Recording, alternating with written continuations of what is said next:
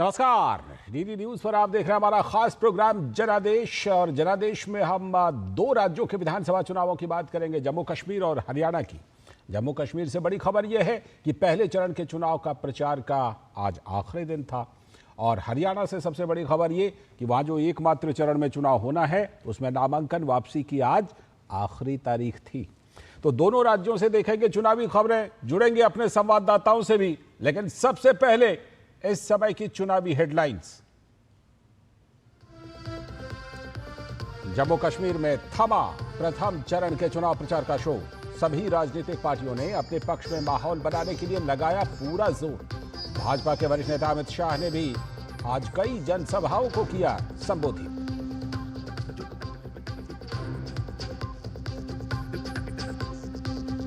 जम्मू कश्मीर में पहले चरण की 24 सीटों पर 18 सितंबर को हो रहे मतदान के लिए 219 उम्मीदवार हैं मैदान में। प्रथम चरण में भाजपा 16 सीटों पर लड़ रही है चुनाव, तो कांग्रेस और नेशनल कॉन्फ्रेंस गठबंधन ने सभी सीटों पर उतारे हैं उम्मीदवार। कांग्रेस ने अभी तक जारी नहीं किया है अपना चुनावी घोषणा पत्र। इधर हरियाणा में आज नामांकन वापस लेने का था आखिरी दिन। भाजपा ने कई बागी उम्मीदवारों से करवाए अपने नाम वापस। मुख्यमंत्री नायब सिंह सैनी ने अपने विधानसभा लाडवा में किया डोर टू डोर कैंपेन।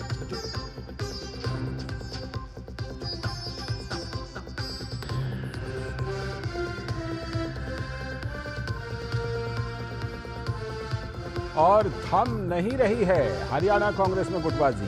पहले सीएम पद की दावेदारी के लिए हुड्डा, शैलजा और सुरजेवाला गुट आपस में भिड़े, तो अब कांग्रेस की वरिष्ठ नेता और राज्य की प्रमुख दलित चेहरा कुमारी शैलजा पर हुड्डा गुट के कांग्रेसी नेता ने की अभद्र टिप्पणी।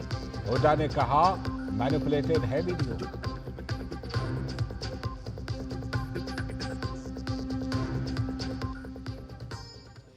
तो ये थी चुनावी हेडलाइंस और चुनावी खबरों को देखेंगे। पहले हरियाणा से ही चुनावी खबर देख लेते हैं। हरियाणा में आज नामांकन वापस लेने का आखिरी दिन था और सभी दलों ने चुनाव प्रचार में अपनी पूरी ताकत अब झोंक दी है। लेकिन हरियाणा में कांग्रेस की गुटबाजी थमने का नाम नहीं ले रही है। पहले मुख्यमंत्री पद की दावेदारी के लिए हुड्डा, शैलजा और सुरजेवाला गुट आपस में भिड़े हुए थे, तो अब कांग्रेस की वरिष्ठ नेता और राज्य के प्रमुख दलित चेहरा कुमारी शैलजा पर हुड्डा गुट के कांग्रेसी नेता ने अभद्र टिप्पणी कर दी है।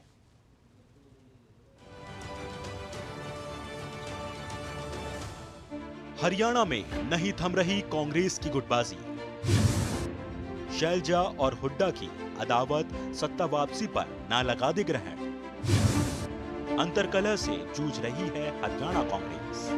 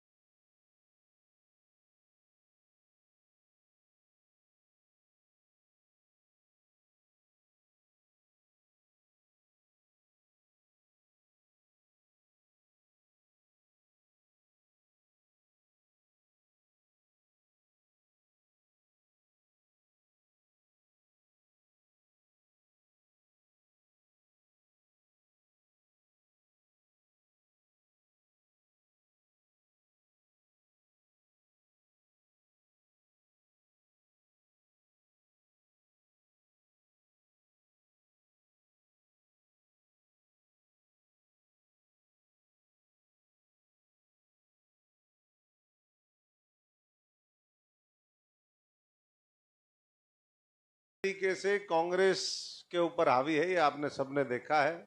अभी जिस तरीके से टिप्पणी करी गई, बहन शैलजा जी हैं, राजनीति में हो सकता है आमने सामने चुनाव लड़े, लेकिन जिस तरीके से शब्दों का अभद्र भाषा का प्रयोग उनके खिलाफ किया गया, मैं पूछना चाहता हूं कि कांग्रेस में कोई भी हरियाणा के लीडर ने उस बात की निंदा करी? वहीं हरियाणा के पूर्व सीएम भूपेंद्र हुड्डा ने इस मुद्दे पर गोल मटोल प्रतिक्रिया देते हुए कहा कि वीडियो मैनिपुलेटेड है। ये जो है शैलजा हमारी बहन है, सम्मानित नेता है। इस किस्म की कोई कांग्रेस का आदमी ये बात नहीं कह सकता। ये तो मैनिपुलेटेड लगते हैं, क्योंकि बीजेपी का काम ही ये है। अंतरकलह से जूझ रही हरियाणा कांग्रेस में विवाद कम होने का नाम नहीं ले रहा। हुड्डा परिवार, कुमारी शैलजा और रणदीप सुरजेवाला तो सीएम पद पर दावेदारी कर ही रहे हैं। अब वरिष्ठ कांग्रेस नेता बीरेन्द्र सिंह ने साफ कर दिया है कि अभी सीएम पद का कोई चेहरा नहीं है और ये कांग्रेस आलाकमान तय करेगा। मुख्यमंत्री कौन बनता है कौन, ये मुख्यमंत्री हमेशा हाईकमांड से ही तय होता है। हाँ, ये भी ठीक है कि एमएलए की भी राय ली जाती है और कांग्रेस आज के दिन किसी को सामने रख के कि ये हमारा मुख्यमंत्री बनेगा, ऐसा कांग्रेस अपना अभियान नहीं चला रही। हरियाणा कांग्रेस के अंदर मचे सियासी घमासान से ऐसा लग रहा है कि लोकसभा चुनाव के नतीजों से जोश में आई कांग्रेस की सत्ता में वापसी की उम्मीदों पर कहीं ग्रहण न लग जाए। ब्यूरो रिपोर्ट, जनादेश डेस्क। हरियाणा कांग्रेस में गुटबाजी रुकने का नाम नहीं ले रही, बल्कि और ज्यादा होती जा रही है। पहले सुरजेवाला, हुड्डा और कुमारी शैलजा ग्रुप थे और अलग अलग ग्रुप अपने अपने नेताओं की मुख्यमंत्री उम्मीदवारी की बात कर रहे थे। लेकिन अब मामला इतना आगे बढ़ गया है कि एक गुट दूसरे गुट को अपमानित करने से भी पीछे नहीं हट रहा है। हुड्डा ग्रुप ने कुमारी शैलजा के ऊपर ऐसी अभद्र टिप्पणी की है जिसके कारण पूरे हरियाणा में हलचल मची हुई है और ख़ास तौर से एससी समुदाय के लोगों का ये कहना है कि हुड्डा ग्रुप के द्वारा कुमारी शैलजा के ऊपर जानबूझकर ये टिप्पणी की गई है ताकि उनको अपमानित किया जा सके। तो कुल मिलाकर देखा जाए तो हरियाणा के अंदर कांग्रेस की गुटबाजी लगातार उभरती जा रही है। कैमरामैन जगमोहन के साथ नीरज सिंह, डीडी न्यूज़, हरियाणा।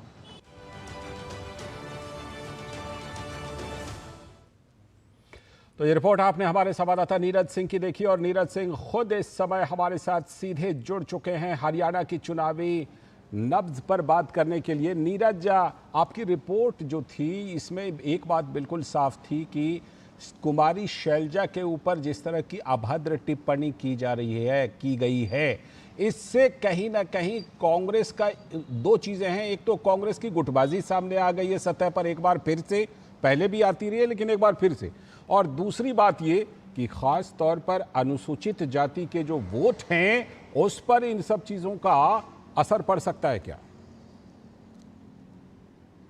देखिए, बिल्कुल असर पड़ेगा। और आप देखें कि कुमारी जो शैलजा हैं अनुसूचित जाति की एक बड़ी लीडर हैं और आप देखें कि जब शुरुआत में मुख्यमंत्री पद की जब बात हुई थी तो कुमारी शैलजा ने भी इस बात का जिक्र किया कि वो भी एक उम्मीदवार है और उसके बाद पूरे हरियाणा में जो खास तौर से एससी समुदाय के लोग हैं वो भी चाहते थे कि हमेशा ऐसा ही ना हो कि हरियाणा के अंदर अगर हुड्डा है तो उन्हीं का गुट हमेशा हावी रहे। आप देखें, शुरुआत से ही जब आला कमान है कांग्रेस पार्टी हरियाणा के अंदर आम आदमी पार्टी से एक तरीके से गठबंधन करना चाहती थी और एक मैसेज देना चाहती थी कि जो इंडिया अलायंस है वो मिलकर चुनाव लड़ रहा है और उसमें कुमारी शैलजा और सुरजेवाला उनकी एक बड़ी भूमिका थी। लेकिन आप देखें कि भूपेंद्र हुड्डा और दीपेंद्र हुड्डा, उन दोनों ने इसका पुरजोर विरोध किया। न केवल पुरजोर विरोध किया बल्कि दिल्ली तक ये बात पहुंचाई कि बिना हुड्डा के हरियाणा में जीतना संभव नहीं है। आप अगर देखें कि टिकटों का जिस तरीके से बंटवारा किया गया है उसमें हुड्डा ग्रुप है उसकी हमेशा से चली है और इस बार भी टिकटों के बंटवारे में हुड्डा ग्रुप है वो हावी रहा है। कहीं ना कहीं कांग्रेस पार्टी को भी ये लग रहा है कि कहीं ऐसा ना हो कि हुड्डा अगर ज़्यादा प्रभावी हो जाए तो राजनीति जाट वर्सेस गैर जाट की ना हो जाए और उसका नुकसान कांग्रेस पार्टी को उठाना ना पड़े। आप देखें कि जिस तरीके से लगातार कुमारी शैलजा यहाँ पर एक्टिव थी उसी का नतीजा है कि उनके ऊपर हुड्डा ग्रुप के द्वारा इस तरह की अभद्र टिप्पणी की गई और जिस व्यक्ति के द्वारा ये टिप्पणी की गई वो व्यक्ति खास तौर से हुड्डा ग्रुप का काफ़ी करीबी व्यक्ति है और वो लगातार हुड्डा की तमाम जो कैंपेन है, दीपेंद्र हुड्डा के तमाम कार्यक्रम हैं उनमें शिरकत करता रहता है। और जिस समय ये टिप्पणी की गई उसके बाद किसी भी तरह की हुड्डा ग्रुप हो या कांग्रेस पार्टी की तरफ से किसी भी तरह की इस बात का जिक्र नहीं किया गया कि ये टिप्पणी अभद्र है। लेकिन जब हंगामा मचा उसके बाद हुड्डा ग्रुप थोड़ा सा सक्रिय हुआ और उसने कहा कि नहीं, इस तरह की टिप्पणी नहीं होनी चाहिए, क्योंकि उनको भी पता है कि अगर इसी तरह की आगे भी टिप्पणी करेंगे तो निश्चित तौर पर कांग्रेस पार्टी को नुकसान उठाना पड़ सकता है। इस समय मैं लालचंद अंबाला में हूं, आपको बता दूं अंबाला में भी करीब करीब यही स्थिति है। आप देखें कि निर्मल सिंह जो अंबाला सिटी है वहां से कांग्रेस के उम्मीदवार हैं, वहां पर भी कई सारे कांग्रेस के बागी खड़े हुए हैं जो टिकट मांग रहे थे। यहां तक कि निर्मल सिंह की जो बेटी हैं चित्रा, वो जो अंबाला कैंट है वहां से उम्मीदवारी चाह रही थी कांग्रेस पार्टी से, लेकिन जब कांग्रेस पार्टी ने टिकट नहीं दी तो वो निर्दलीय उम्मीदवार के रूप में यहां पर ताल ठोक रही हैं कांग्रेस पार्टी के भी खिलाफ। तो गुटबाजी पूरे हरियाणा के अंदर आपको कहीं कहीं दिखाई देगी। वो अलग बात है कि उतने बड़े पैमाने पर उभर कर नहीं, लेकिन गुटबाजी प्रभावी है। 3 गुट बने हुए हैं और अपने अपने नेताओं को आगे करने की फिराक में है। इसी से जुड़ा एक सवाल, आज जैसे नामांकन वापसी का आखिरी दिन था, खबर यह है कि बीजेपी ने अपने बहुत सारे बागियों को समझा बुझा करके उनसे नाम वापस करवा लिया है। कांग्रेस की इस मामले में क्या स्थिति है? उनके कितने बागी जो हैं वो आखिरकार ताल ठोकेंगे चुनाव में? देखिए, बिल्कुल 30 से ज़्यादा जो बागी थे, आप देखें कि भारतीय जनता पार्टी ने उनसे पर्चा वापस करवा लिया है। तो ये भारतीय जनता पार्टी के लिहाज से तो अच्छी खबर है, क्योंकि भारतीय जनता पार्टी जिस समय से टिकट के बंटवारे हुए थे उस समय से लगातार यहाँ के जो कार्यकर्ता हैं कई सारी सीटों पर विरोध कर रहे थे और उसी का नतीजा है कि कई सारी चिंताएं भी थी। मुख्यमंत्री से लेकर तमाम जो लोग हैं वो उनको मनाने में लगे हुए थे और उनकी जो मेहनत है वो सफल होती प्रतीत हो रही है। 30 से ज़्यादा जो लोग हैं उन्होंने अपने पर्चे को वापस कर लिया। आज दीपेंद्र हुड्डा भी खुद अंबाला पहुंचे थे। अंबाला की स्थिति इस तरह की थी कि दीपेंद्र हुड्डा को खुद आना पड़ा और तमाम जो बागी नेता हैं उनसे बात करनी पड़ी। लेकिन अंबाला कैंट की बात करें तो चित्रा ने पर्चा जो अपना है वो वापस नहीं लिया। इसके अलावा हरियाणा में कई सारी जगह ऐसी है जहाँ कांग्रेस के जो उम्मीदवार थे, जो जिनको टिकट नहीं मिली, वो निर्दलीय उम्मीदवार के रूप में कांग्रेस पार्टी के लिए ही मुश्किलें खड़ी कर रही हैं। तो आने वाले समय में कांग्रेस पार्टी इन बागियों से कैसे निपटती है ये देखना होगा, क्योंकि ये बागी उनकी मुश्किलें खड़ी कर सकते हैं, क्योंकि कई सारी सीटों पे हार जीत का अंतर बहुत कम रहेगा। बिल्कुल, ये इंटरेस्टिंग है और इसमें ये भी एक मैनेजमेंट, बड़ा मैनेजमेंट होता है और जिसमें आज लग रहा है कि कम से कम बीजेपी ने इस मुकाबले, कांग्रेस के मुकाबले ज्यादा अच्छे से शायद मैनेजमेंट कर लिया है। लेकिन कितना असर होता है जरूर आपसे जानकारी लेते रहेंगे। फिलहाल आपका बहुत बहुत शुक्रिया नीरज सिंह जुड़ने के लिए और हरियाणा के चुनावी समीकरण पर बात करने के लिए। और अब हरियाणा के बाद अब बात करेंगे जम्मू कश्मीर चुनाव की, जहां विधानसभा चुनाव के पहले चरण के लिए आज चुनाव प्रचार थम गया। पहले चरण के लिए 24 सीटों पर वोटिंग होनी है। इन सीटों पर 219 उम्मीदवार मैदान में रह गए हैं। भाजपा इनमें से 16 सीटों पर चुनाव लड़ रही है, जबकि कांग्रेस और नेशनल कॉन्फ्रेंस गठबंधन ने सभी सीटों पर अपने उम्मीदवार उतारे हैं। बता दें कि जम्मू कश्मीर में 10 साल के बाद ये विधानसभा चुनाव हो रहे हैं।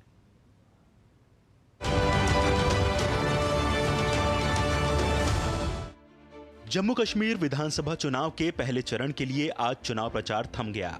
पहले चरण की 24 सीटों पर 18 सितंबर को मतदान होना है। ऐसे में चुनाव मैदान में उतरे सभी उम्मीदवारों के अलावा राजनीतिक पार्टियों ने भी अपने पक्ष में माहौल बनाने के लिए पूरा जोर लगा दिया था। वहीं चुनाव आयोग की टीमें मतदान को सुचारू रूप से आयोजित करने की तैयारियों को अंतिम रूप देने में जुट गई हैं। पहले चरण की 24 सीटों में कश्मीर संभाग में 16 विधानसभा सीटें और जम्मू संभाग में 8 विधानसभा सीटें शामिल हैं। कश्मीर संभाग की जिन 18 सीटों पर चुनाव होना है उसमें पामपोर, त्राल, पुलवामा, राजपोरा, जैनपोरा, शोपियां, डीएचपोरा, कुलगाम, देवसर, डोरू, कोकरनाग, अनंतनाग, पश्चिम अनंतनाग, श्री गुफवाड़ा, बिजबहाड़ा, शंगुस, अनंतनाग, पूर्व पहलगाम सीटें शामिल हैं। जम्मू संभाग की जिन 8 सीटों पर चुनाव होना है उसमें इंद्रवाल, किश्तवाड़, पाडर, नागसेनी, भद्रवाह, डोडा, डोडा पश्चिम, रामबन, बनिहाल सीटें शामिल हैं। 3 चरण के लिए हो रहे चुनाव के लिए मतगणना 8 अक्टूबर को होगी। कश्मीर में खासकर पहले फेज का इलेक्शन 18 तारीख के लिए मुकर्रर है और इसके लिए बहुत ही इलेबोरेट और पुख्ता सुरक्षा इंतजाम किए गए हैं और इलेक्शन को कंडक्ट करने के लिए जो सेंट्रल पैरामिलिट्री फोर्सेस है, जम्मू कश्मीर की जो आर्म पुलिस है, इनको सब सिक्योरिटी जो डिप्लॉयमेंट में इन लोगों को शामिल किया गया है। भले ही वो security polling booth, polling stations की सिक्योरिटी हो, स्ट्रांग रूम्स की सिक्योरिटी हो, जहां पे मल्टी टियर्ड सिक्योरिटी ग्रिड डिप्लॉयड रहेगी। और इसी तरीके से काफी इलाके में पुरअमन तौर पे जो चुनाव की प्रक्रिया है वो अच्छे तरीके से मुकम्मल हो, उसके लिए भी एरिया डोमिनेशन प्लान्स हैं। प्रथम चरण में 219 उम्मीदवार मैदान में हैं। कांग्रेस और नेशनल कॉन्फ्रेंस के गठबंधन ने सभी सीटों पर अपने उम्मीदवार उतारे हैं, जबकि भाजपा 16 सीटों पर चुनाव लड़ रही है। जम्मू कश्मीर के कोने कोने में भारतीय जनता पार्टी की जबरदस्त कैंपेन चल रही है। हिंदू, मुसलमान, सिख, ईसाई सब मिलजुल कर भारतीय जनता पार्टी को अपना सहयोग दे रहे हैं। लोगों की सपोर्ट बीजेपी को मिल रही है। गौरतलब है कि 18 सितंबर को प्रथम चरण के मतदान होने हैं, लेकिन कांग्रेस ने अभी तक अपना चुनावी घोषणा पत्र जारी नहीं किया है। जहाँ तक मैनिफेस्टो का ताल्लुक है, इट्स अ पीपल्स मैनिफेस्टो। हमारा मैनिफेस्टो जो होगा इट्स अ पीपल्स मैनिफेस्टो। हमने ग्रास रूट लेवल पे जाके हमने कमेटीज बनाई थी जिन्होंने फीडबैक ग्रास रूट लेवल पे लिया और उसको हमने कंपाइल किया और इंशाल्लाह आज शाम को हम वो मैनिफेस्टो रिलीज कर रहे हैं। जम्मू कश्मीर में विधानसभा चुनाव को लेकर सभी दलों ने अपनी पूरी ताकत झोंक दी है। जम्मू कश्मीर विधानसभा चुनाव के पहले चरण के लिए चुनाव प्रचार थमने से पहले केंद्रीय गृह मंत्री अमित शाह ने कई जनसभाओं को संबोधित किया। अमित शाह ने कहा कि मोदी जी ने अनुच्छेद 370 हटाकर जम्मू के पिछड़ों, गुर्जर, बकरवाल, दलितों व पहाड़ियों को उनका हक दिलाने का काम किया है। जम्मू कश्मीर में पहले चरण के मतदान के लिए प्रचार का आज आखिरी दिन था। अपने आप में ये विधानसभा चुनाव काफी अहम हो जाते हैं। 370 के बाद ये पहला विधानसभा चुनाव है। एक दशक के बाद ये चुनाव हो रहे हैं और पिछले 50 सालों में ये पहला ऐसा चुनाव है जिसके बाद 5 साल की विधानसभा होगी देश के अन्य हिस्सों की तरह। इसके साथ ही कई ऐसे लोग जो कि पहले संविधान में विश्वास नहीं रखते थे, वो अब संविधान में आस्था रखते हुए, विश्वास रखते हुए चुनाव के लिए उतर रहे हैं, आतंकवाद और अलगाववाद को परे धकेलते हुए। कैमरामैन शकील के साथ रमा त्यागी, डीडी न्यूज, श्रीनगर।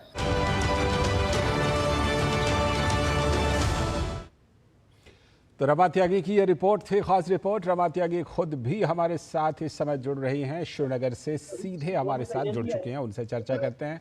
रमा, आज प्रचार का आखिरी दिन था।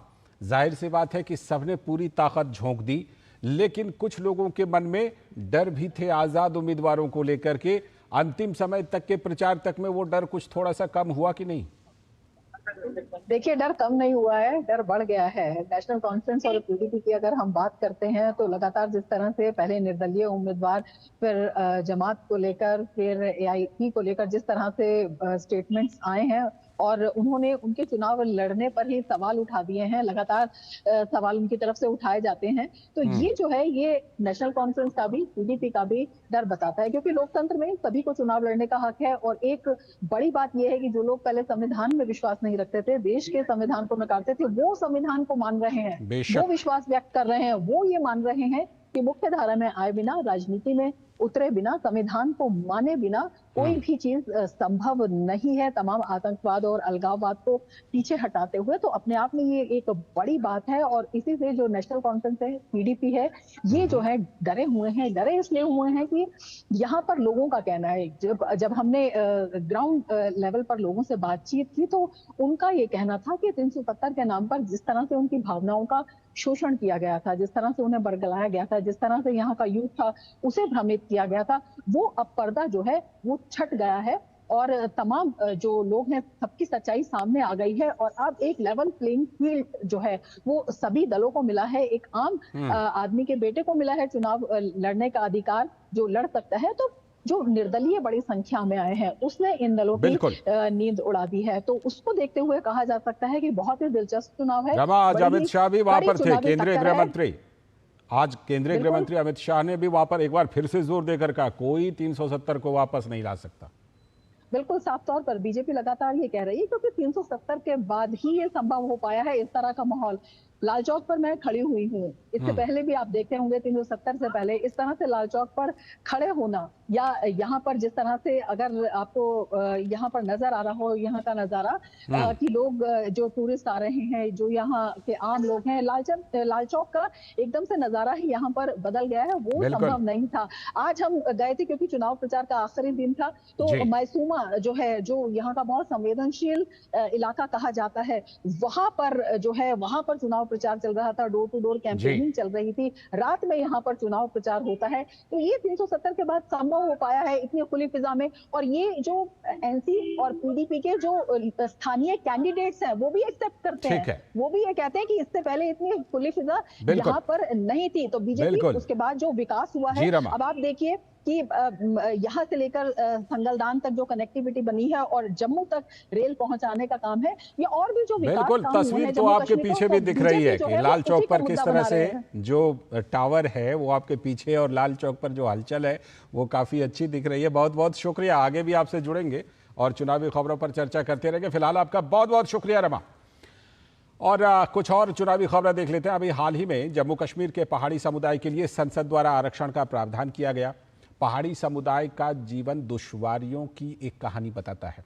समुद्र तल से हजारों फीट ऊंचाई पर ग्राउंड जीरो से कुछ ऐसी ही पहाड़ी समुदाय की जीविका का जायजा लिया है हमारे संवाददाता ऋषि कुमार ने।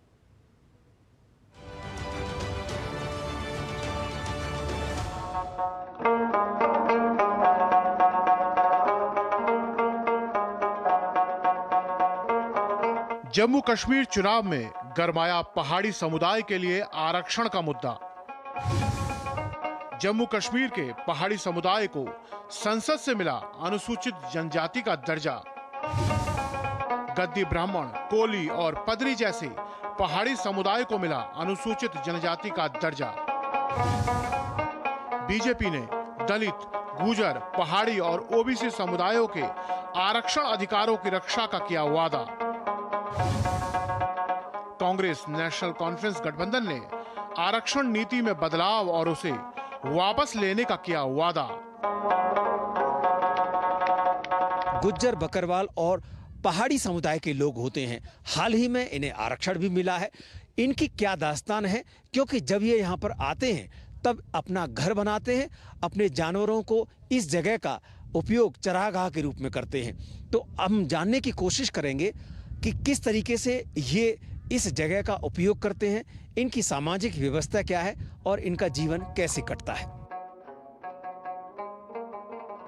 सिर्फ हरी घास से ढके वनस्पति रहित पीर पंजाल की इन पहाड़ियों में वैसे तो जीविका के लिए बहुत ही कम गुंजाइश है, लेकिन जम्मू कश्मीर के पहाड़ी समुदाय के लोग इन गगनचुंबी पहाड़ों के बीच भी अपने जीवन का रास्ता तलाश ही लेते हैं। हरी घास की इन पहाड़ियों के बीच अप्रैल से सितंबर के बीच में ही पहाड़ी समुदाय के लोग अपने जानवरों को चारागाह के रूप में इन पहाड़ों का उपयोग करते हैं। ये घास रहा है भैंस के लिए, तो भैंस वाला 2 महीने 60 दिन, कुल टोटल 60 दिन। भेड़ वाला 4 महीने रहता है 5। तो फिर सर्दी बढ़ जाती है, घास कम हो जाता, फिर हम वापस घर चले जाते हैं। इस पूरे इलाके में जो आप देख सकते हैं, ये इलाका अभी जितना हरा भरा है, इसमें चरागाह के रूप में इनके पास अधिकार हैं, जो कि वन अधिकार के तहत जो ट्राइबल्स को मिलते हैं, उन अधिकारों के तहत ये लोग यहाँ पर अपने जानवरों को चरागाह के में लेकर आते हैं।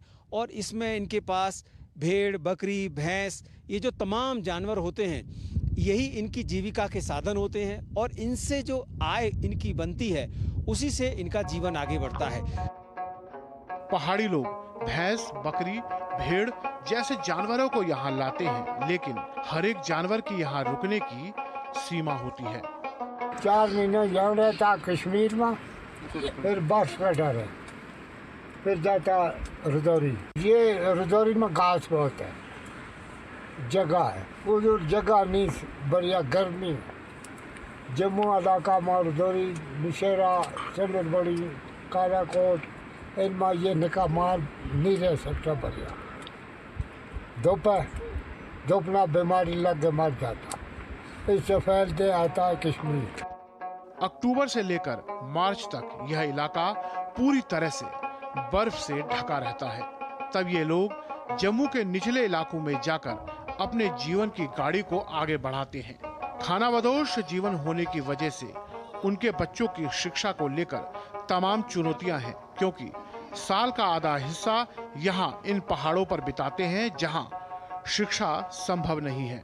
हाल ही में पहाड़ी समुदाय को अनुसूचित जनजाति का दर्जा मिलने के बाद अब उन्हें 10% आरक्षण का लाभ मिलेगा।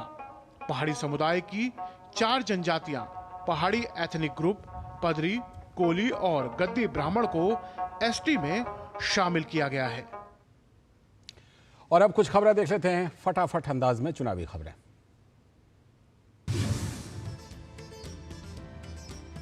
हरियाणा विधानसभा चुनाव में टिकट न मिलने पर सोनीपत से भाजपा से बागी होकर निर्दलीय प्रत्याशी चुनाव लड़ रहे राजीव चैन ने मुख्यमंत्री नायब सिंह सैनी के साथ बातचीत के बाद अपना नामांकन वापस लेने की घोषणा की। लाडवा विधानसभा से चुनाव लड़ रहे हरियाणा के मुख्यमंत्री नायब सिंह सैनी ने आज लाडवा बाजार में लोगों से डोर टू डोर संपर्क किया। इस अवसर पर प्रदेश के कार्यवाहक मुख्यमंत्री नायब सिंह सैनी ने कहा कि लाडवा में उन्हें भारी जन समर्थन मिल रहा है।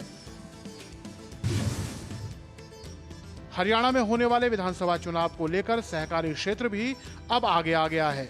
इसके लिए अब वीटा मिल्क प्लांट के जो भी उत्पाद होंगे उन पर मतदाता जागरूकता की मुहर लगेगी, ताकि प्रदेश के मतदाता अधिक से अधिक जागरूक हो मतदान के प्रति। आज इसकी शुरुआत जिला जिंद मुख्यालय पर मिल्क प्लांट के मुख्य कार्यकारी अधिकारी नरेंद्र कुमार ने की और जिला प्रशासन की ओर से स्वीप के सहायक जिला नोडल अधिकारी खयाली राम ने इस अवसर पर कर्मचारियों और अधिकारियों को मतदान के प्रति शपथ दिलाई। तो इन्हीं फटाफट खबरों के साथ ही आज के जनादेश में इतना ही। पूरी टीम को दीजिए अनुमति, लेकिन कल फिर इसी समय हम लेकर आएंगे आपके लिए जनादेश। लेकिन डीडी न्यूज पर खबरों और कार्यक्रमों का सिलसिला लगातार जारी। नमस्कार।